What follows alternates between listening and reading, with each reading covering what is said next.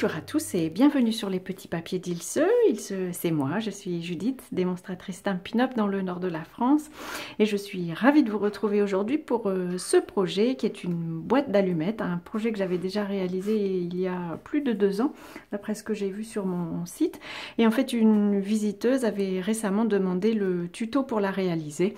Alors l'occasion était trop belle pour vous le présenter en vidéo aujourd'hui.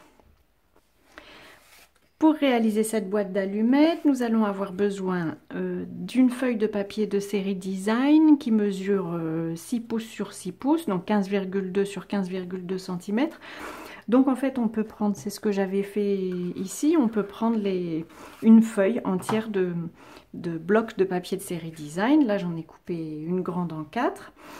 Nous allons avoir aussi besoin d'une feuille de papier cartonné qui mesure 25 cm sur 8,8. Je vous montre les plis tout de suite après. Pour décorer cette fois-ci, j'ai décidé d'utiliser, là j'avais pris uniquement des feuilles de papier cartonné blanc pour pouvoir les tamponner, mais là pour la rapidité de la vidéo, on va dire je vais prendre aussi des feuilles de papier de série Design qui mesurent celle-ci 8 cm et demi sur 5,7 cm et ici, 2 autres aussi qui mesurent 8,5 cm aussi sur 2 cm. Et puis j'ai pris aux mêmes mesures que le papier de série Design quand même pour faire un vœu. Donc ce que je disais tout à l'heure, 8,5 cm sur 5,7 cm. Pour réaliser le tiroir intérieur de la boîte d'allumettes, donc cette partie-ci, en fait on va utiliser la planche de marquage Insta Enveloppe, que j'aime beaucoup à vrai dire pour faire ce genre de boîte. Donc elle permet de faire des enveloppes mais elle permet aussi de faire des boîtes. Personnellement je vais utiliser les mesures en pouces parce que je trouve qu'elles sont plus faciles à repérer sur la planche de marquage. Ceci dit je vous les donne aussi en centimètres. Donc nous allons marquer un pli à 2 pouces qui correspond à 5,1 cm et donc on fait comme toujours une perforation, une ligne, et le deuxième à 3 pouces 1 quart, ce qui correspond à 8,3 cm.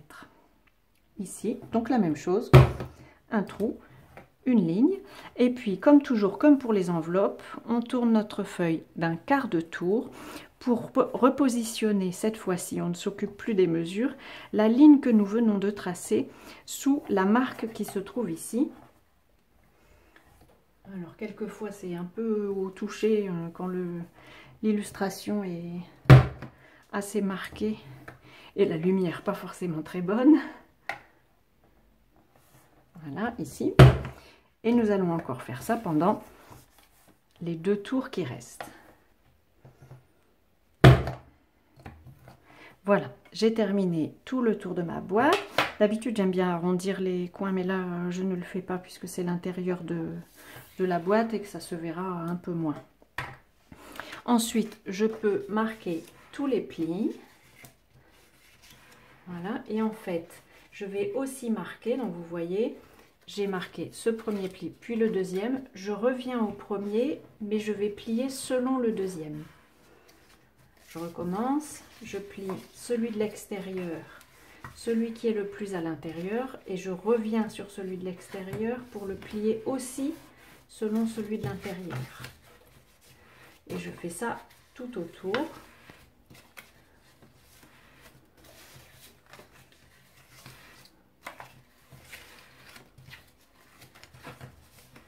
Voilà. Pour plier la boîte, alors on peut choisir de couper à chaque endroit ici pour pouvoir les coller. Moi je vais les plier. Donc simplement je mets un bord contre l'autre bord. Et je fais ça tout autour de la boîte. C'est un choix. J'avais envie cette fois-ci de procéder de cette manière-ci. C'est plus compliqué avec du papier cartonné. Là, avec du papier de série Design, c'est assez simple. Pour coller, je vais utiliser ma colle liquide. Je vais tout simplement poser un petit point ici.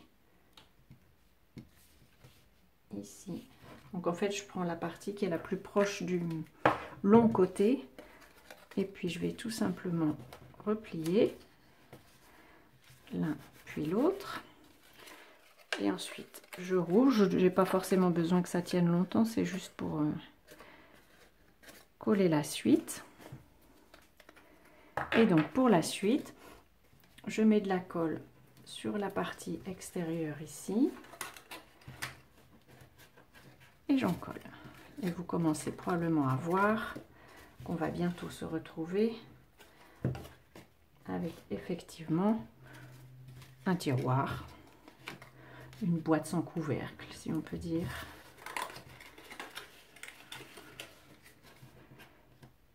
Alors comme c'est la colle liquide, il faut maintenir en place un petit moment. C'est une caractéristique en même temps qu'on aime chez la colle liquide parce que ça permet de repositionner si on est un peu de côté. Voilà, notre tiroir est terminé.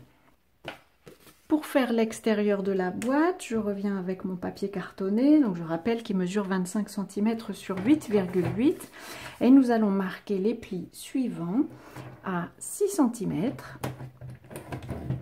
8,4 cm, 14,4,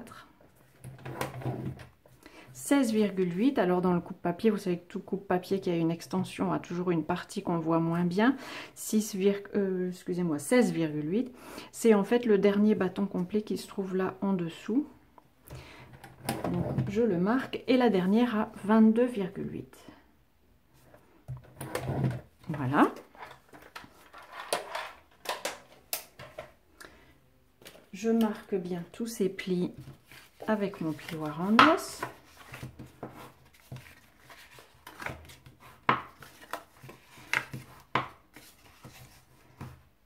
Voilà, et nous allons pouvoir faire la décoration. Nous allons y mettre, alors cette boîte va se fermer comme ceci. Nous allons donc mettre une décoration sur ce côté-ci et celui-ci qui est le plus à l'extérieur, évidemment pas sur celui de l'intérieur qui serait caché. Je vais donc utiliser mon snail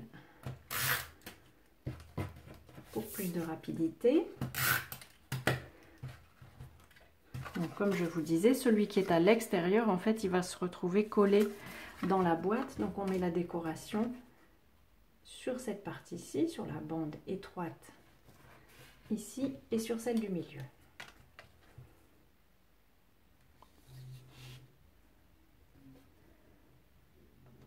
Voilà. Pour cette fois-ci, j'ai donc décidé en décoration d'avoir un papier, alors j'ai envie de mettre celui-ci, un papier décoré ici, que je vais pouvoir coller tout de suite. Et j'ai envie de changer de côté pour varier un peu les plaisirs. Et je vais mettre le même à l'extérieur, mais celui-ci j'ai envie d'écrire, de tamponner un petit peu des choses dessus pour lui donner un peu d'intérêt. Pour cela, je vais utiliser le set de tampons palette de pétales. Je vais utiliser cette illustration-ci pour décorer mon papier décoré, redécorer on va dire.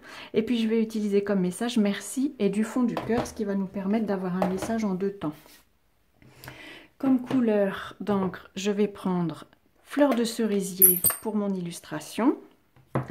Et donc en fait, je vais tamponner le papier de Série Design lui-même. Il le supporte très bien. Voilà. Pour avoir une illustration sur la feuille elle-même.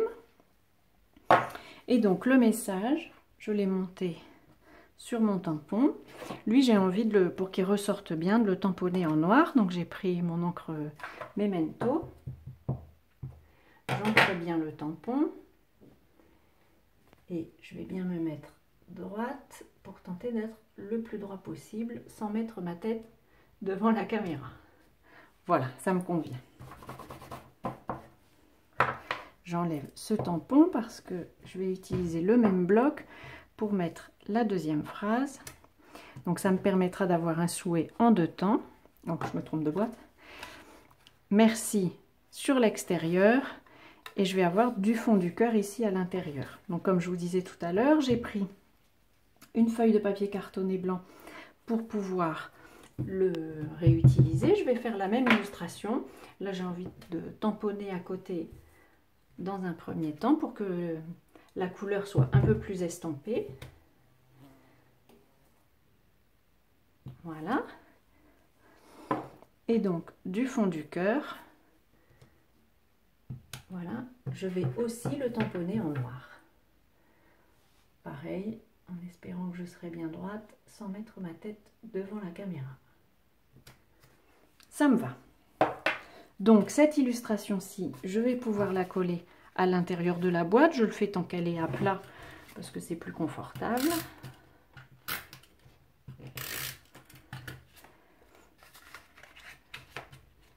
Voilà. Ça me fera donc un souhait en 2 temps.